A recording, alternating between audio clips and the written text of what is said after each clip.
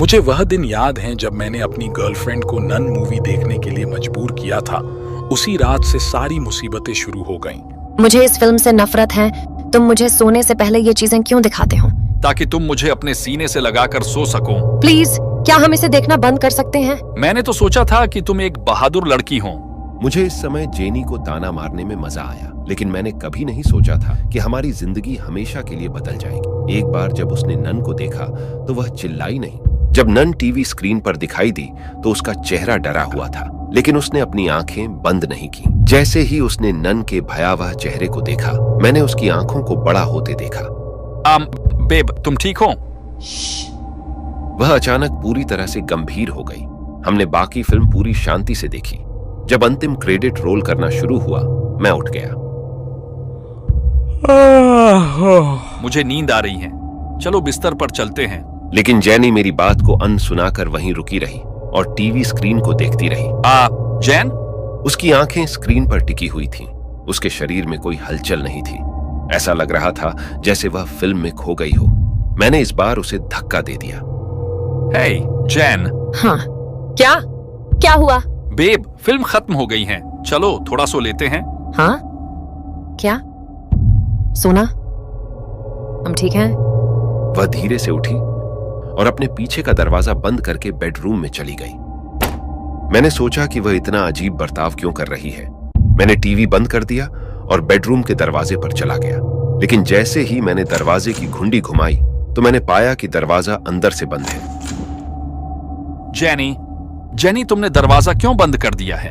मैं बार बार दरवाजा खटखटाता रहा, लेकिन उसने कोई जवाब नहीं दिया। जैन, क्या तुम मुझसे नाराज हो? देखो, मुझे माफ कर दो, ठीक है? हम फिर कभी डरावनी फिल्में नहीं देखेंगे। प्लीज अब दरवाजा खोलो, मुझे बहुत नींद आ रही है। मुझे अकेला छोड़ दो। जेनी की आवाज में अब थोड़ा फर्क था। मुझे एहसास हुआ कि इस बार वो शायद ज्यादा डर गई है। शायद मुझे उसे वह फिल्म नहीं दिखानी चाहिए थी। निराशा की आह भरते हुए मैं सोफे पर लेट गया। मैं और कर भी क्या सकता था? मैं थका हुआ था और मेरी गर्लफ्रेंड ने मुझे हमारे बेडरूम से बाहर निकाल दिया था। मैंने सुबह उसके पास जाने का फैसला किया। मैं मुश्किल से अपनी आंखें खुली रख सका। Good night babe.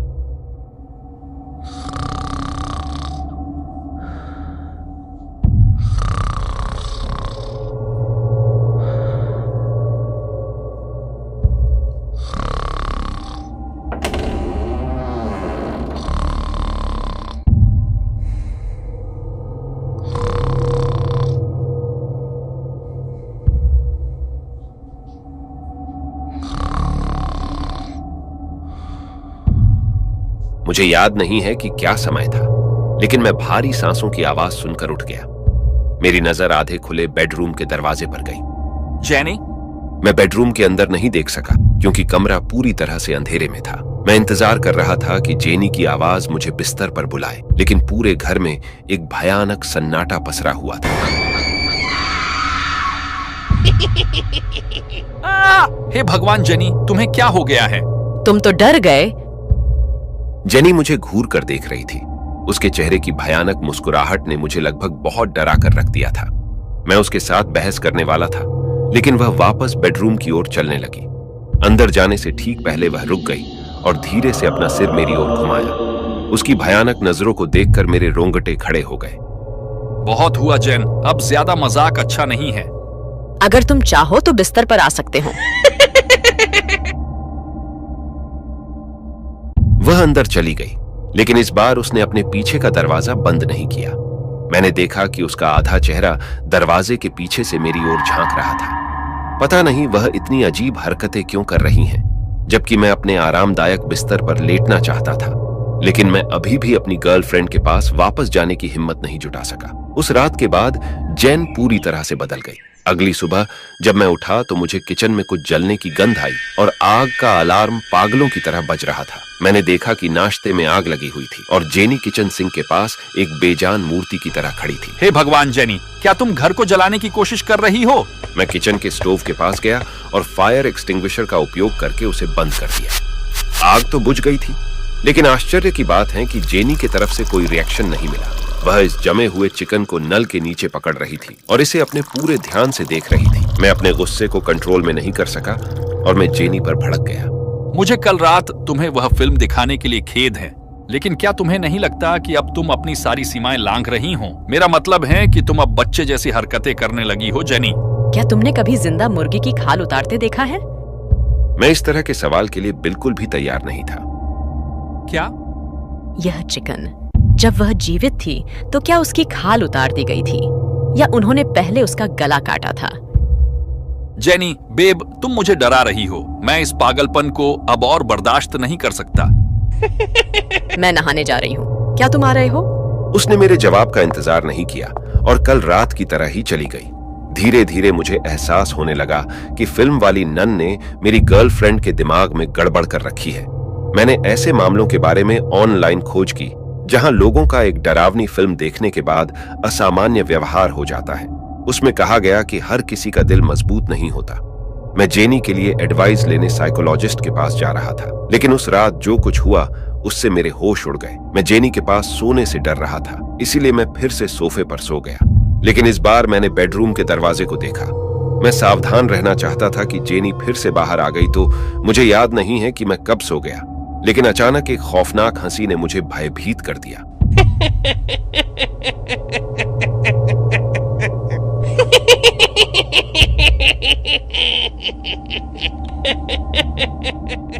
मैंने बेसबॉल का बैट उठाया जिसे मैंने अपने सोफे के नीचे छुपाया था। मेरा मतलब है कि मैं अपनी गर्लफ्रेंड से प्यार करता हूं, लेकिन अगर वह किसी आत्मा के वश में है तो मुझे अपने बचाव के लिए कुछ चाहिए होगा।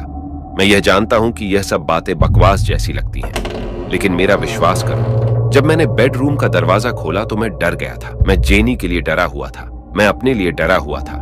बेडरूम पूरी तरह से तहस नहस हो गया था, जैसे कि अभी अभी तूफान आया हो। नाइट लैंप की हल्की रोशनी जल रही थी। मैंने देखा अंदर की सभी दीवारों पर वैलिक शब्द लिखा हुआ था और जेनी खिड़की के पास खड़ी होकर बाहर देख रही थी। जेनी, क्या हुआ है तुम्हारे साथ? उसने मेरी तरफ देखा और मुझे ठंड लग गई। जेनी ने अपना चेहरा बिल्कुल नन की तरह रंग लिया था। उसने कपड़े भी उसके जैसे ही पहन लिए थे। वह जुनूनी थी और पूरी तरह से साइको में पलट गई थी। मेरी आंखों से आंसू बहने लगे क्योंकि मुझे एहसास हुआ कि जेनी के पागल होने का कारण मैं ही हूं। मुझे उसे वह फिल्म दिखाने का पछतावा है। वह पागलों की तरह हंसती रही और मैं सिर्फ और सिर्फ चिल्लाता रहा। नहीं, नहीं, नहीं, यह मैंने क्या कर दिया?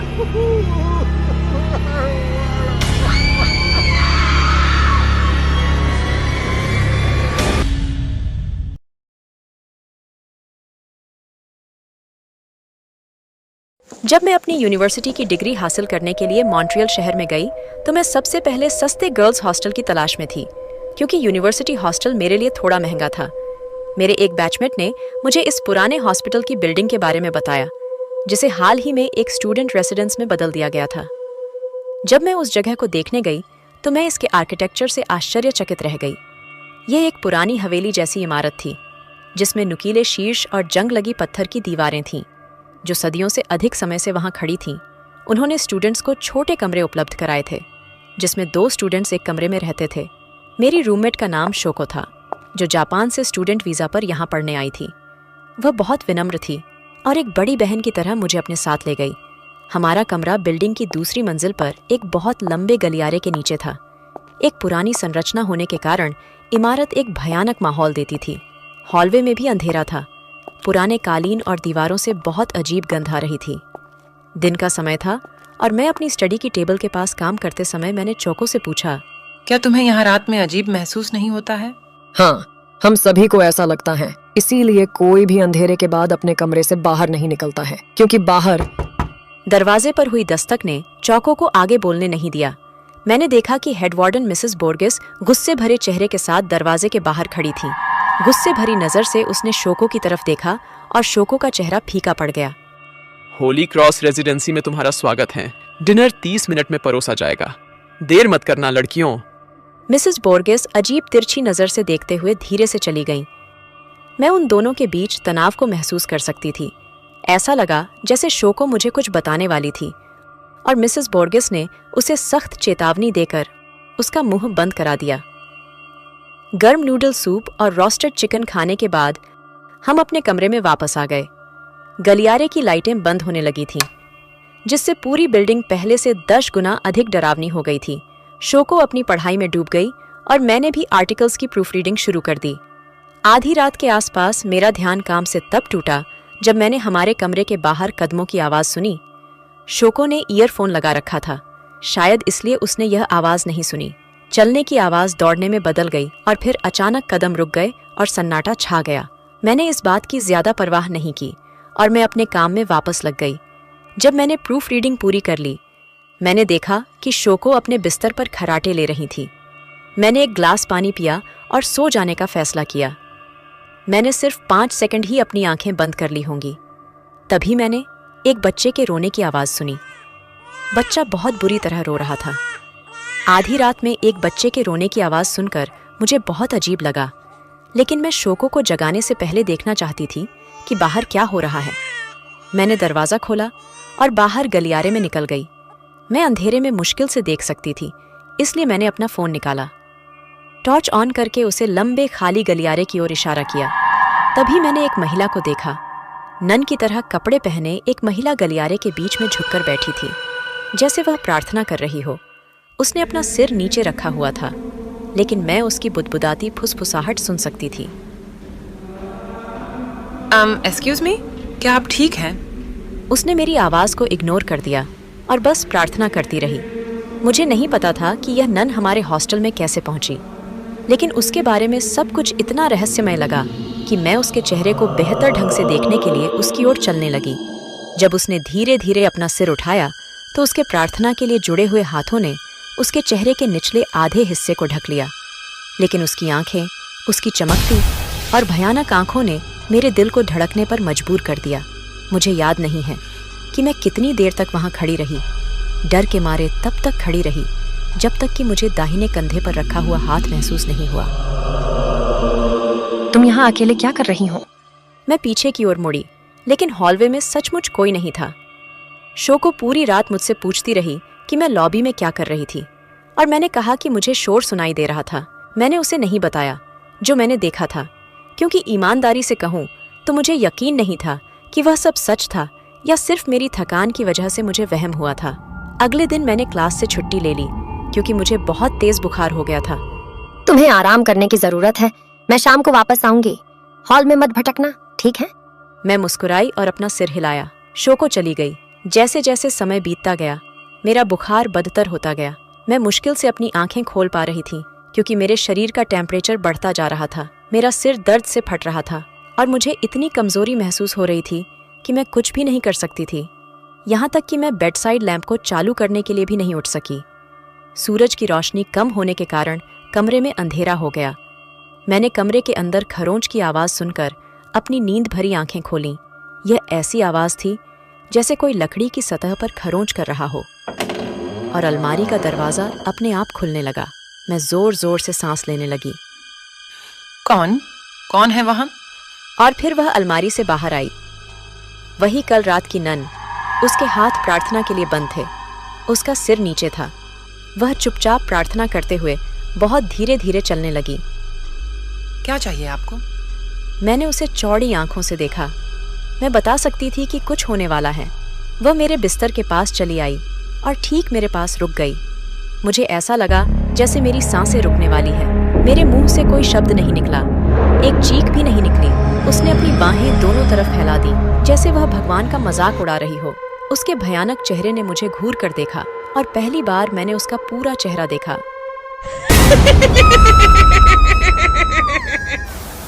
जो कहानी आपने अभी देखी वह डाउनटाउन मॉन्ट्रियल में स्थित ग्राई नन मदर हाउस पर आधारित है। 1918 में वैलेंटाइन डे पर एक भयानक हादसा हुआ था। अनाथ आश्रम में आग लग गई थी और इस हादसे में 53 बच्चों की जान चली गई थी। नन्स और बच्चों के लगभग 300 शव तहखाने में दफन हैं। 2007 में इस इमारत को कॉर्डिया यूनिवर्सिटी ने खरीद ली और इसे एक हॉस्टल में बदल दिया। तब से कुछ स्टूडेंट्स ने विचित्र दृश्यों, शोर और बुरे सपने का अनुभव करने का उल्लेख किया है। स्टूडेंट्स को अब भी कुछ मंजिलों पर बच्चों और महिलाओं की आवाजें और चीखें सुनाई देती हैं।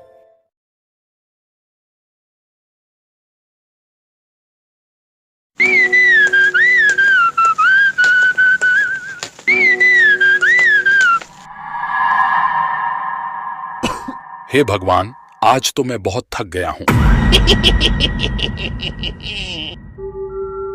हेलो मैडम, क्या आपको किसी मदद की जरूरत है? क्या हुआ है आपको? कृपया ध्यान दें, ट्रेन नंबर 6694 प्लेटफॉर्म नंबर 4 पर आ रही है। कृपया ध्यान दें, ट्रेन नंबर 6694 प्लेटफॉर्म नंबर 4 पर आ रही है। मैडम रुकिए, आप कहां जा रही हैं? हे, रुक जाइए। मैडम मत जाइए उस तरफ, रुकिए। नहीं!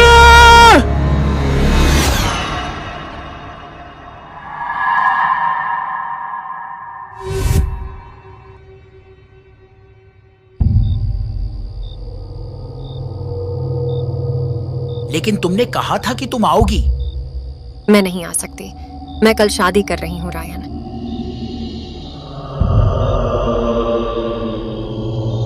क्या बकवास है एंजेला, मैं क्या करूंगा तुम्हारे बिना? तुम मेरे साथ ऐसा कैसे कर सकती हो? अब फोन रखो, मुझे काम है। Angela, Angela! उसने मेरा फोन काट दिया।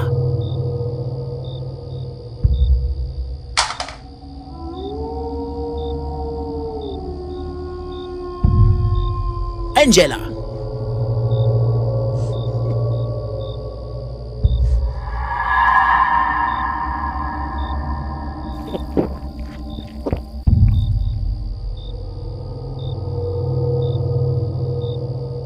हेलो हेलो,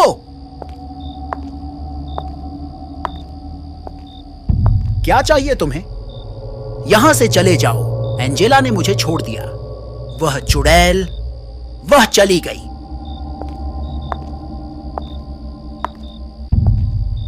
वह ऐसे क्यों चल रही हैं? हे, तुमने सुना नहीं? मुझे अकेला छोड़ दो। क्या तुमने मेरे भाई को देखा है? हाँ! मम्मी! क्या तुमने मेरे भाई को देखा है? नहीं, नहीं, मैंने किसी को नहीं देखा है। अब हट जाओ मेरे रास्ते से। होली स्मोक्स! कौन? कौन हो तुम? मेरे भाई को देखा है तुमने?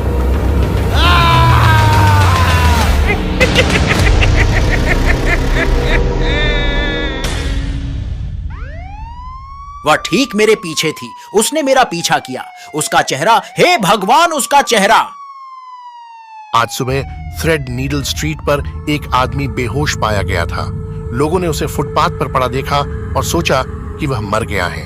लेकिन लोग एक बार उसके करीब गए और करीब जाकर लोगों को एहसास हुआ कि रायन आर्चल नाम का वह आदमी सदमे से बेहोश हो गया था। पुलिस घटनास्थल पर पहुंची और उस आदमी को अस्पताल भेजा गया। रायन अजीब व्यवहार कर रहा था और कल रात काले कपड़े पहने किसी नन को देखने के बारे में बड़बड़ा रहा था। पुलिस किसी को भी उसके पास जाने नहीं दे रही थी, क्योंकि उन्हें लगता है कि रायन अपनी गर्लफ्रेंड द्वारा छोड़े जाने के बाद मानसिक रूप से टूट गया है। लेकिन क्या होगा अगर रायन सच कह रहा है?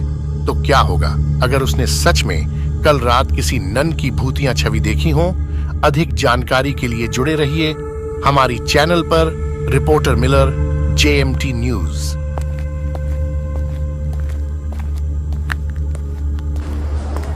चलो कॉफी पी लेते हैं, ठीक है?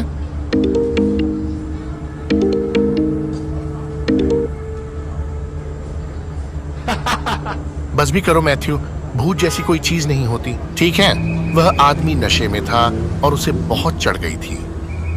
आप चाहते हैं कि मैं रात को यहाँ वापस आऊं, लेकिन मैं आपको बता दूं कि आपको यहाँ ऐसा कुछ भी नहीं मिलेगा, ठीक है? अगर आप यही चाहते हैं तो हे चार्ली, घर जाओ और कुछ सो लो। हमें आज रात काम करना है। बिल्कुल शांत रहना, ठीक है? लेकिन हम बैंक के अंदर क्यों जा रहे हैं? ये अंधेरा और डरावना है और हमें बिना इजाजत के घुसने के लिए हिरासत में लिया जा सकता है। चुप रहो, हमें कोई भी नहीं देखेगा। बस कुछ भी छूना नहीं है। हम केवल बैंक के गार्डन में जा रहे हैं। क्यों? अगर आपको पेशाब लगी तो आप... बस करो चार्ली, मुझे अभी पेशाब नहीं जाना है। बस एक बार मुझे फॉलो करो।